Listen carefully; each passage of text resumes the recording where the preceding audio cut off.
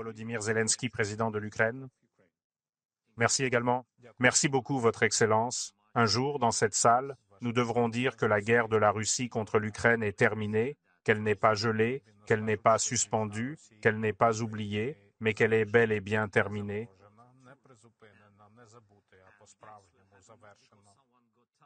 Et cela ne se produira pas parce que quelqu'un est fatigué de la guerre, ni parce que quelqu'un a extorqué quelque chose à Poutine. La guerre de la Russie contre l'Ukraine prendra fin parce que la Charte des Nations unies fonctionnera. Elle doit fonctionner. Notre droit ukrainien à l'autodéfense doit prévaloir. Notre coopération avec les peuples du monde qui accordent autant d'importance à la vie qu'à notre intégrité territoriale, à notre souveraineté et à l'indépendance de notre pays. Nous défendons ce que toute nation voudrait certainement défendre pour elle-même et ce que la Charte des Nations unies garantit à tous.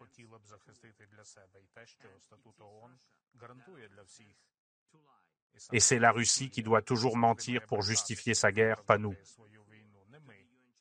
La Russie ne peut pas invoquer la Charte des Nations unies pour expliquer ce qu'elle fait contre l'Ukraine, contre le peuple ukrainien, à sa manière perverse, dans son monde déformé.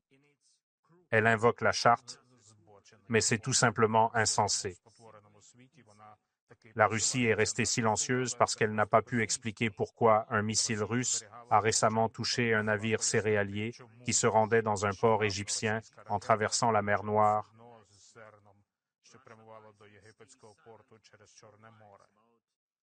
Quelle menace le grain pouvait-il représenter pour la Russie? La Russie est contrainte de se taire ou de mentir sur la raison pour laquelle ses drones et ses missiles sont détectés dans l'espace aérien de Pologne, Moldavie et Roumanie. La Russie tue chaque jour des enfants en Ukraine. Aujourd'hui, les bombes russes ont touché des immeubles d'habitation et une boulangerie. Quel est le problème avec une boulangerie ukrainienne? La Russie n'aura pas de vraie réponse à la question de savoir pourquoi elle tue des enfants en Ukraine en frappant des écoles et des hôpitaux. Pourquoi ne lutte-t-elle pas pour la justice, mais pour le blackout d'un pays voisin?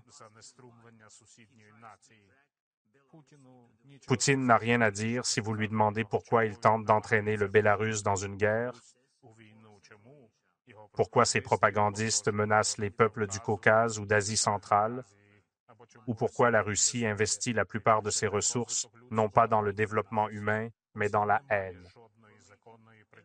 La Russie n'a aucune raison légitime de faire de l'Iran et de la Corée du Nord des complices de facto dans sa guerre criminelle en Europe, alors que leurs armes tuent des Ukrainiens et aident Poutine à voler notre terre à notre peuple. Nous savons que certaines personnes dans le monde veulent parler à Poutine, mais que peuvent-elles exactement entendre de lui? Qu'il est contrarié parce que nous exerçons notre droit de protéger notre peuple, ou qu'il veut continuer la guerre et la terreur juste pour que personne ne pense qu'il avait tort. C'est aussi de la folie. Dès la première seconde de cette guerre, la Russie a fait quelque chose qui n'est en aucun cas justifiable en vertu de la Charte des Nations unies. Chaque ville ukrainienne détruite, chaque village incendié, et il y en a des centaines et des centaines, est la preuve que la Russie commet un crime international. Et c'est pourquoi cette guerre ne peut pas simplement s'éteindre. Le résultat des négociations. C'est pourquoi cette guerre ne peut être apaisée. Il faut agir, et je suis reconnaissant à toutes les nations qui apportent une aide réelle et qui sauvent la vie de nos concitoyens. Poutine a violé tant de normes et de règles internationales qu'il ne s'arrêtera pas de lui-même. La Russie ne peut qu'être contrainte à la paix, et c'est ce qui est nécessaire. La Russie doit être contrainte à la paix, car elle est le seul agresseur dans cette guerre, le seul à avoir violé la Charte des Nations unies. Alors que nous approchons du troisième hiver de cette guerre, la Russie tente à nouveau de détruire notre secteur énergétique. Et cet automne, elle agit de manière encore plus cynique. Elle se prépare à attaquer nos centrales nucléaires, 3 d'entre elles. Nous en avons la preuve. Si la Russie est prête à aller aussi loin, cela signifie que rien de ce que nous valorisons, de ce que vous valorisez, n'a d'importance pour Moscou. Ce type de cynisme russe continuera à subsister, à frapper si on lui donne une place dans le monde. La Charte des Nations unies ne lui laisse pas de place, et c'est pourquoi la formule de paix n'en laisse pas non plus.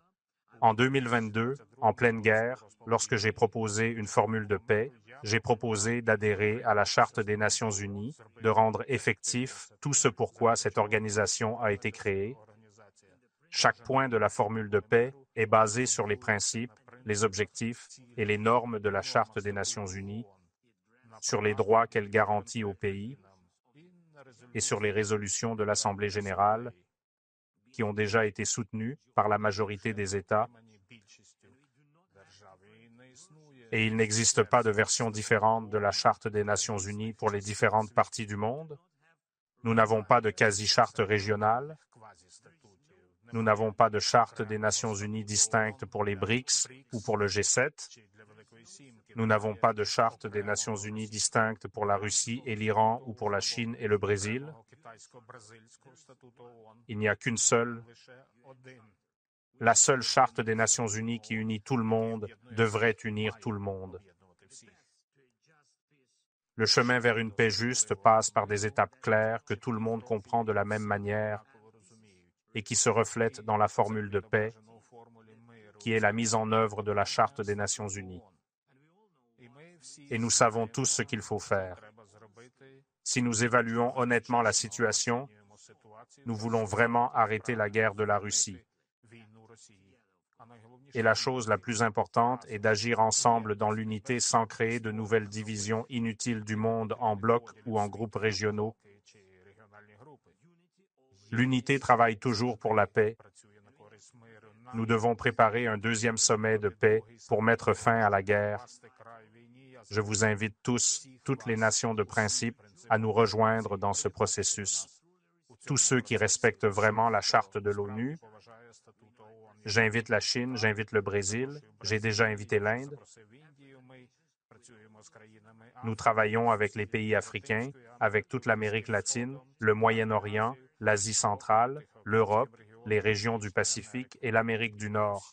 Tous sont également importants pour la paix. Tous, aucune exception.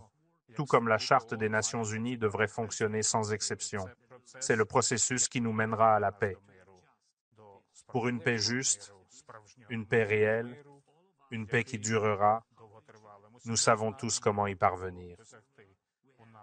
Nous avons la formule de paix, nous avons la Charte des Nations unies et nous avons toute la force nécessaire pour donner vie à cela, tout ce qu'il faut. Merci.